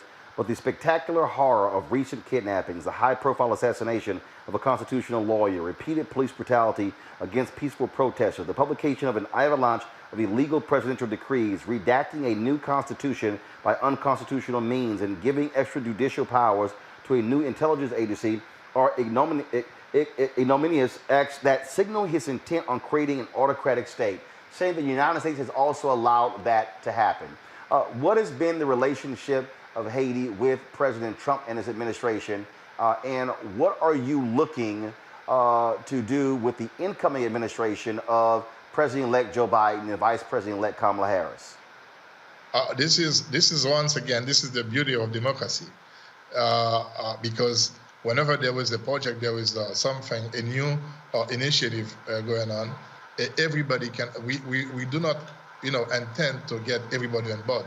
Certainly there will be disagreement, there will be dissent, but the most important thing is, if you look at the last poll, 87% of the population believe that the new constitution is very important to have, because the current one has been a real source of instability. But when it comes to the Trump administration, we certainly had a good relationship with working with any U.S. administration. And when it comes to the incoming administration, Vice President and President-elect Biden and Vice President-elect Harris, we certainly wish them the best. And Haiti is willing to work with our international partners, and we'll be more than happy to engage with a frank dialogue and see how they can help this country moving forward, not falling back what the efforts have been done. So therefore, we are ready to work with the new administration and move things and strengthen this relationship. How do you respond to the United States sanctioning three men cited in the 2018 La Saline massacre? This took place on International Human Rights Day on December 10th. Does Haiti disagree with the sanctioning of these three men? No, we do not disagree. As a matter of fact, those men were sanctioned by the Haitian government first, because they were terminated, they were separated from the function, and then by the president. And now there is a legal process, a judicial process going on. I believe their case are before the judge, investigative judge, and the executive cannot interfere in that. But the most important thing, we did it before. The president fired them, and they're no longer at the post. It's been more than a year since they were separated. Therefore, we welcome that sanctions. I mean, we don't have anything at all against that. Just a couple more questions for you, and I'm curious. When we talk about the rebuilding of the Haitian economy, you still are trying to, frankly, rebuild this country after the devastating earthquake that took place as well. How would you assess the current condition when it comes to living conditions, when it comes to food, when it comes to the economy of Haiti? Listen, it is not a very good situation at all, because we understand that a country like Haiti cannot progress without any foreign direct investment. But unfortunately, it comes back again to the current constitution, because there is a constant political instability. And most of those, the reason of those instabilities is due to the governance. And we understand that we need to have a very stable political environment for the foreign investors to come. So there is no way we can, from our own resources, to better our national economy. It has to be a factor of foreign direct investment, but it doesn't come with political stability.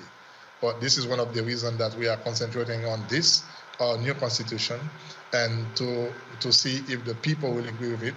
And then once the people agree or disagree, we will continue forward for the elections, because we need to have a parliament in place by next year, and early in 2022 in February, we'll have a new president in place. This is what we are working on now. Last question for you. What would you, if you had to ask of one thing from President-elect Joe Biden and VP-elect Kamala Harris, what is it that you want from the United States to assist Haiti? What do you want? What do you need? It's not what we want, what we would like to see. We would like to see the two oldest republics in the Western Hemisphere, Haiti and the United States, for the United States to consider us as a real partner, because we are a partner. And then to not only see Haiti probably in the lens of humanitarian assistance, but as well to see Haiti as a very opportunity land where foreign investment and American investors can come and invest, because we do have a lot of opportunities and potentialities. We just want to unleash them. But to unleash them, we cannot do it without foreign investment. And that's where we count on the United States to come and invest and to help us strengthen our democratic system, not to call on weakening it, because we believe Haiti has to go forward and we need the help of our international partners. But we're here to work with you and to engage the congressmen and the U.S. administration. And so we will continue to work on our national interests. And I believe a stable Haiti will be best for even U.S. national security. So I got to ask one more question. If you want an investment, how will investors know the investment is safe if they believe there's too much unrest and you don't have democratic rules in Haiti? I mean, how do you foster people to get them to understand, to accept this, if they believe that, frankly, there's too much turmoil in the streets and too much turmoil in government? Yeah, that's where comes the national dialogue. We believe it's very important for our politicians to sit together and to have a frank dialogue and discuss the main interests of the Haitian people. And because the reason of those unrest, of those things, is always those are consequences of political instability. Most of the time, there are some misunderstanding between parties. But we understand that there is a willingness from the president to have a frank dialogue with the opposition parties. And so we can have a national agenda where we will put the national interests in the forefront and to discuss them and see how we can have a stable country. And certainly that will come up with the foreign direct investment, and we badly need, because our national economy cannot and will not be better without foreign direct investment. We have to have it, but to have it, we have to sit together and solve our own issues. All right, Ambassador Ebony, we surely appreciate it. Thank you so very much.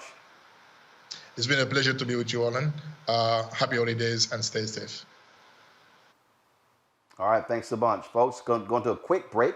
When we come back, Donald Trump's handing out pardons to his friends like candy.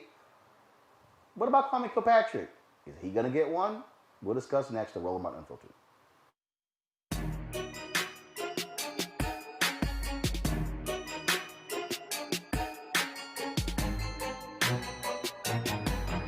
How y'all doing? Thank you, brothers, for coming out. We appreciate y'all. We love to ride, so as soon as the word came out, especially to come support a good cause, we were on it. They work together on different, and they support each other's events, and then they're gonna ride out with us. I was like, we're gonna ride pretty today. Okay, we're gonna ride loud and pretty. Loud and pretty.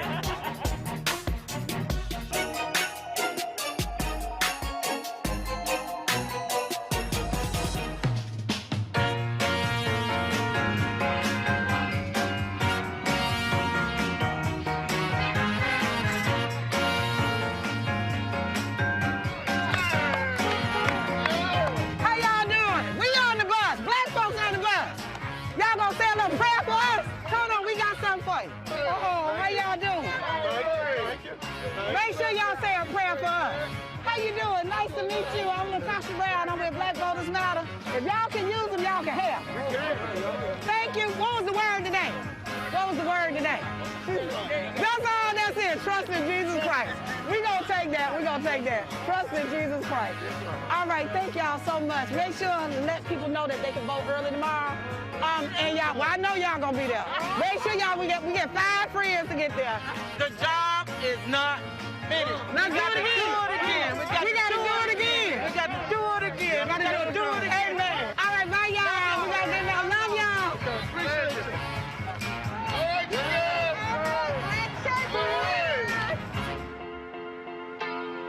We in these streets, y'all. We in these streets. We got business to take care of. It ain't over yet, y'all. It ain't over.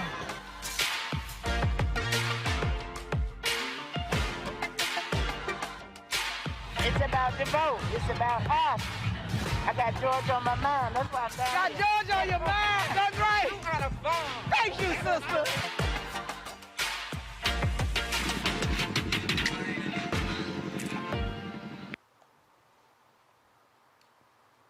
All right, folks, the thug-in-chief is handing out pardons like candy. He has issued pardons to Roger Stone today. Paul Manafort serving 7 years in prison, frankly, for being a lying thief when it comes to Ukraine. Also gave a pardon out to Charles Kushner, the father of his son-in-law, Jared Kushner. Y'all might remember Charles Kushner served a year in prison for tax crimes. He also tried to punish his brother-in-law for cooperating with prosecutors by setting him up with a prostitute and then recording it and sending the videotape to his brother-in-law's wife.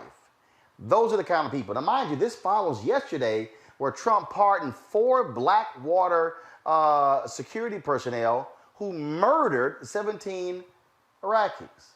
Scott, I guess if you kill Iraqis, it's no big deal for the so-called pro-life, lover of Jesus, Christian conservative Donald Trump. You know, this is just like handing out candy. I'll be honest with you. As a former prosecutor and someone who's been active in Democratic politics and presidential politics for a long time, you remember that the candy part of this is that this is Donald Trump handing out pardons and sentence commutations on his own at his whim. Normally and historically, Republican and Democratic presidents, there's a process you go through at DOJ. They review it. The president can make his desire known, but you've got to have the application done by the person seeking the pardon or the lawyers, if you will. And this also happens at the state level. But there is a formal process. DOJ reviews it. You get a lot of input. There are a lot of letters and support. And then you test also those who don't support it. And eventually the DOJ has a formal recommendation to the president. The president can accept or reject it. Most presidents accept the DOJ review process. Some may not, but at least there's some formal review of this, whether it's Blackwater or whether it's Charles Kushner or whether it's even his former chairman of his campaign. That doesn't happen and has not happened in 4 years. This is Donald Trump sitting in his office figuring out what favors or what pardons, what he wants to hand out as if it's candy on Halloween night. And that's the big difference. And that's the most dangerous part of this, because he's pardoning some pretty, not only bad people who have been found guilty or pled guilty or have beat the system and beat the taxpayers or the U.S. government out of millions of dollars. And that's the real danger part. Can't wait to January 21st. But here's the deal, Monique. The president does not, there's nothing in the Constitution that says he has to follow any procedure established by the Department of Justice. The power, he can issue a pardon to anybody he wants to for any reason. He doesn't have to have that. But what you're dealing with here is somebody who doesn't care about rules or procedures or regulations. All he's doing is saying, how can I hook up my people? And that's what you're seeing here. And, you know, there were some conservatives who were trying to get a pardon for Kwame Kilpatrick. Now, granted, Trump still has some days to issue, but he's issued pardons to a couple of lying former Republican congressmen who went to prison because they also were tax cheats and were stealing campaign money. And so he's just sitting here saying, all right, who can I hook up?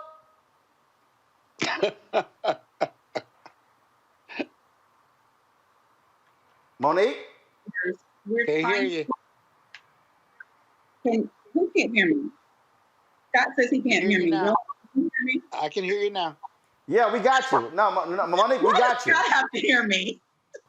I don't care about. I don't care. Hold on. I don't care about Scott hearing you. I can hear you. That's all that matters. Go ahead. He steps in and says, "Can't hear you." Like he's okay, listen. It's not my show. It's not my show. As long as you know that, Scott. So, as my brother was just so wrongly saying, yes, there are all these checks that we wish were in place, but what we've had to learn in the past 4 years is the strength of our nets or the lack thereof. This president can do whatever he wants to do about pardons. Everything Scott said about the DOJ, about the state level, about the recommendations, about the vetting, none of that is codified. None of that is judicial. None of that is legislative. None of that is constitutional. This man is gonna do what he wants to do. Voting matters. Can he abuse power with the pardon? No, arguably he can't. But what's the fix for that? Another impeachment? 20-something days before he's about to be out? Not gonna happen. So let's just watch the lotto, because that's what's about to happen. Every day is gonna be some new, more ridiculous pardons. And when we get a new administration, what will have to happen is Congress will have to limit the executive power of the presidency in case we elect another certified fool. So now we can trust that the people who get in the office are going to stay within bounds of decorum, decency, morality, legality. No, none of that is likely. So we have to deal with what we have, and we have to put some more checks in place. But from now until January 20th, forget about it, y'all. Look, Robert, this is sort of like Oprah. You get a car, you get a car, you get a car, you get a car, you get a pardon, you get a pardon, you get a pardon, you get a pardon. I'm a thug in chief, and so I got this power for another 20 some odd days. I'm just gonna go ahead and just hand them out like party favors. Well, look, Roland, as you're even if you committed murder, even if you committed murder. Look, Roland, as your resident Haitian on the panel, it's very difficult to listen to us have to be lectured about constitutional norms and the rule of law when y'all got a damn game show host as president over here. And I wish it was a lottery giving out these pardons. It's an auction, and we all understand that. Charles Kushner is a criminal. They put a criminal son in the White House to run Middle Eastern foreign policy and everything else. These things don't happen to the rest of us. The reason Chris Christie was never in that cabinet is because he's the one who prosecuted Charles Kushner, Jared Kushner's dad, who was Ivanka Trump's husband, both of them who were advisors to the president, and contravention to every anti-nepotism law that we have on the books. Let's understand something that is going on right now in our country. The rule of law is no longer a thing as long as America does not buy into that fundamental fiction. And we have to stop letting the political right walk around claiming they are the defenders and protectors of the Constitution. Remember, their Tea Party used to walk around with the pocket constitutions everywhere saying they were defending the Constitution. Not anymore. And we have to call them on it every time. That you passively sat by as this president was allowed to shred the Constitution, to turn the White House into an auctioneer's block, to circumvent the rule of law, to circumvent electoral norms, to circumvent much of what we've done in the last millennia in Western civilization, that you sat there idly by so you could have tax cuts and conservative judges, have to call them to the mat on it. And look, if we're going to hold up these rules for foreign countries and for foreign powers, we damn sure better be enforcing them on the local level for our own politicians and game show hosts before we start talking about other countries getting their books in order. Oh, I agree 100%. I agree 100%. So again, he's handing pardons out. But ain't it amazing how quiet all them white conservative evangelicals are? You know, all them pro-life people. They ain't said nothing about him letting 4 murderers go. People who killed Iraqis with impunity. Oh, but I guess those lives don't matter. I thought y'all say all lives matter. Oops, I guess not, because y'all don't mind the thugs. All right, y'all. Ebony magazine. Y'all know the historic magazine founded by John H. Johnson. Well, guess what? They have now been sold to former NBA player Junior Bridgman in bankruptcy. $14 million bid. Of course, it has been just constant drama with Ebony magazine for the longest. Junior Bridgman put in that particular bid after the previous owners frankly, just squandered the entire deal. They owed the debt to the company, Parkview Capital, that controlled their debt. And so now Junior Bridgman and his daughter are going to take it over. I've reached out to them to find out what their plans are for the historic magazine. We will certainly find out and let you know what goes on. But again, Ebony magazine has been purchased out of bankruptcy. It was the Southern District out of Houston for $14.1 million. And hopefully the people who were owed money, especially those writers, are going to get their money as a result of this. And so we'll certainly let you know. All right, folks, every Wednesday it's time for our tech segment.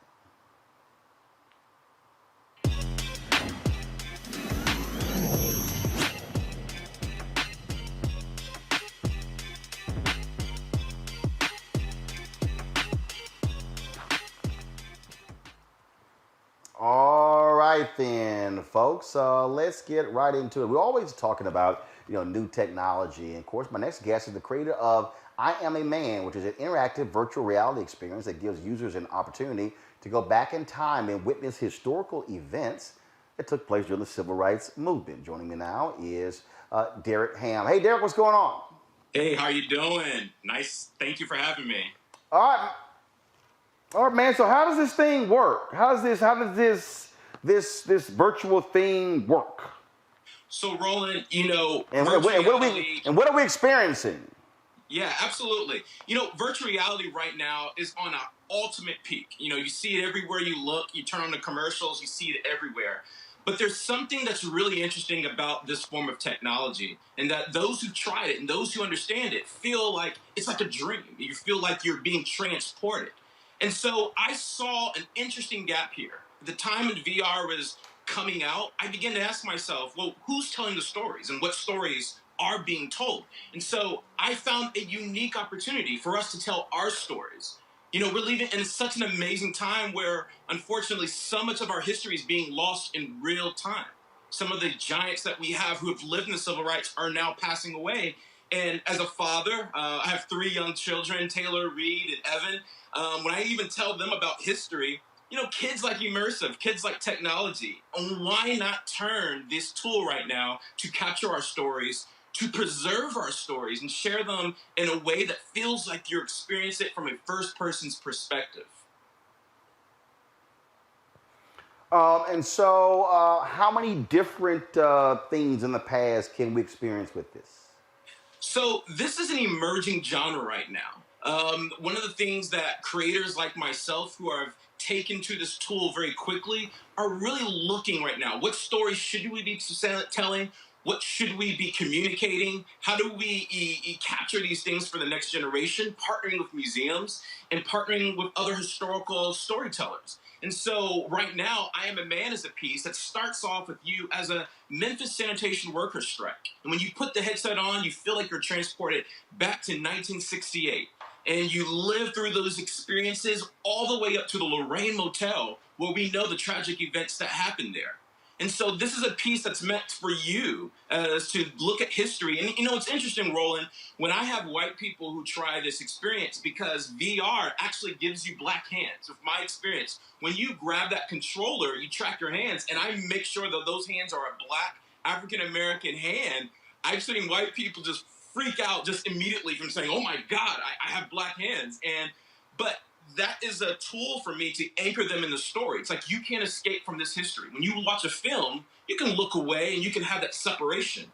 But VR as a tool allows you to be there. There's no escape. So the history it happens all around you. And then you have to pause to say, well, what does history mean for the other? What would it mean for me to be black in 1968? What does this historical moment mean for all of us? So what we're trying to do here is install empathy. So where can people go to access it, to check it out? So right now, I Am a Man is available in the Oculus store. It was funded by Oculus. It's a VR company. It's parent by Facebook, and that's for the Oculus Rift headset. But I'm excited to say right now, we've taken that fully immersive experience and transformed it into what's called a 360 video experience. We're going to be releasing that experience early next spring. Starting with January, and definitely promoting it everywhere in Facebook. So IamAmanVR.com is the parent website of it. But you can follow the work that I've been doing. Follow me on Twitter, Derek A. Ham. And I will tell you this, Roland, some of my next projects are just as big as the I'm a Man piece. Right now, we're working on a Negro League VR baseball experience. So all these types of rich history projects through VR are on deck, and I'm excited to be a part of the developers working on these types of stories.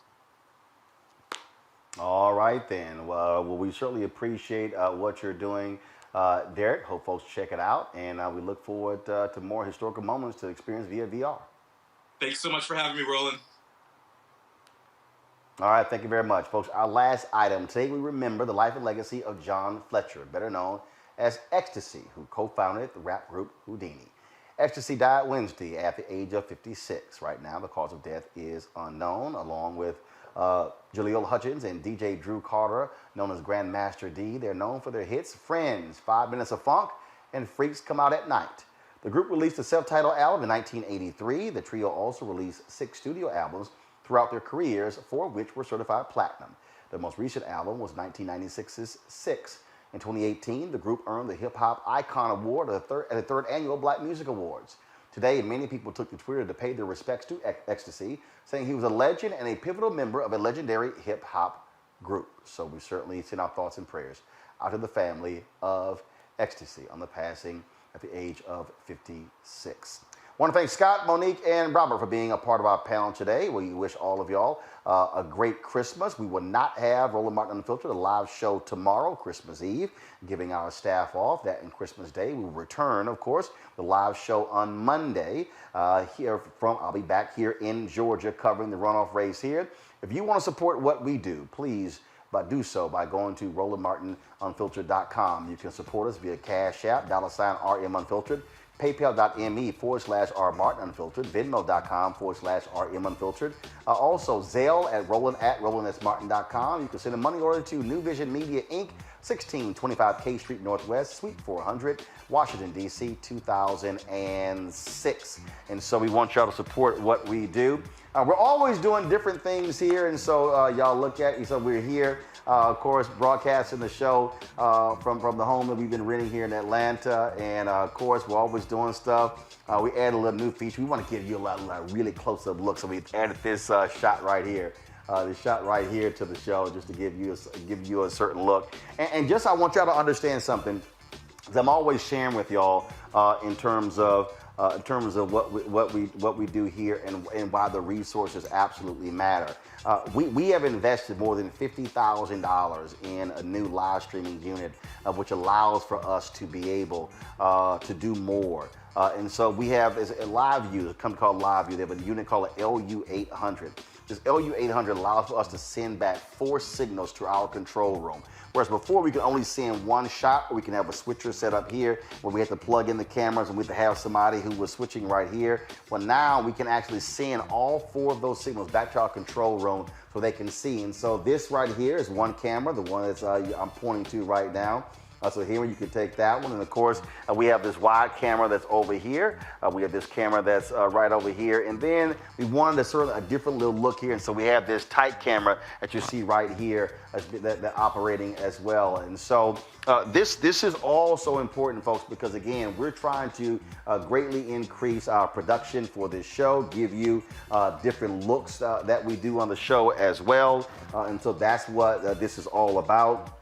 And so your support really is important to make this happen. Your dollars have been critical for us to do so. Look, I haven't run in any other national black media outlets who are here in Georgia covering this particular race like we are. We've been on the ground for the past 3 weeks. We're going to be here through January 5th covering these various events. That's why we've been here. That's why we have been focused on what happens here. It's also why we have been, again, covering all of these different rallies, and we've been sitting here doing different things, showcasing a lot of different stuff. And so that's why it matters, because, look, we're not interested in just simply repeating what other people say.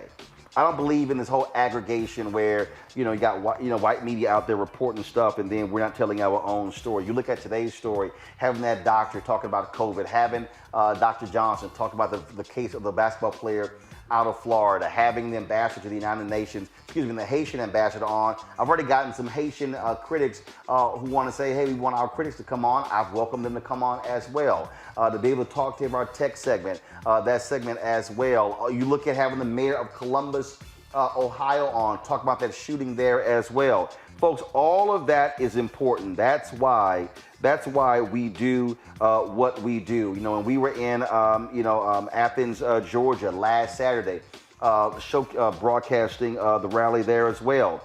One of the things that we've been doing there is, again, giving you a different perspective. Here you can go to my iPad right now. Again, when you talk about upgrading our quality, you see how we're incorporating drone shots into our broadcast as well. Folks, let me be real clear with y'all. We are a black media company.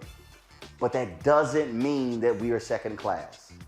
It doesn't mean that what we do can be ignored. It doesn't mean that we can't do quality work like you see on CNN and MSNBC and Fox News and ABC and NBC, CBS, but it requires resources. It requires us to be able to hire staff, to hire freelance crews, to buy this equipment. What we are committed to, and what I am committed to, is to giving you the best product that we can give you, and that's why we do what we do. And so when we would live stream that rally on Saturday, that was live. It wasn't edited. For us being able to have those drone shots in there, for us to have cameras on the ground live streaming, that's why we're here. And so we've got some amazing things lined up in 2021. There's some new things that we're adding. I told you I was on the phone with an OTT company. Look, to build us an OTT channel, to build us a Roku app, an Apple TV app, an Amazon Fire Stick app, as well as for Android, that's gonna cost $145,000. And so we're out here trying to make these things happen because I do not believe that we as African Americans have to take a back seat to anybody. I believe that we as African Americans can create the kind of media product that you could be proud of. And so that's why we're doing what we're doing. So I would certainly appreciate if you support us in all that we do. Again, I'm gonna say it for the last time, and I know it's Christmas season, and here's the deal. We've been asking our supporters to give $50 each for the course of a year. $4.19 a month, 13 cents a day. You can support us on YouTube or Facebook, or give to us direct by going to RolandMartinUnfiltered.com, using a Square for a credit card. Again, PayPal.me/R-MartinUnfiltered. Cash App, $RM-Unfiltered. Venmo.com/RM-Unfiltered. Zelle is Roland@RolandSMartin.com. You can send in a money order to New Vision Media, NU Vision Media Inc., 1625 K Street Northwest, Suite 400, Washington, D.C., 2006. This is 21st century journalism. The work that we're doing is what Robert Abbott did with the Chicago Defender, what Frederick Douglass did with the North Star, what Ida B. Wells Barnett did when she covered lynching, what A.I. Scott did with the Atlanta Daily World, what Claude Barnett did with the Associated Negro Press, what John H. Johnson did with Ebony and Jet, what Earl Graves did with Black Enterprise. That is what we are about. Folks, I want you to have a fantastic Christmas. Be safe. If you're going to be with your family, please do social distancing. We do not want to see more of us die because we were reckless. Wear your mask, wear your goggles, cover your ears, take all the precautions. If you travel safe. I prefer you not to travel. I'm not going anywhere. I'm leaving Atlanta tomorrow, flying back home to be with my family. But again, folks, have an absolutely joyous Christmas. Be safe, be well. We will see you live on Monday on Roland Martin Unfiltered.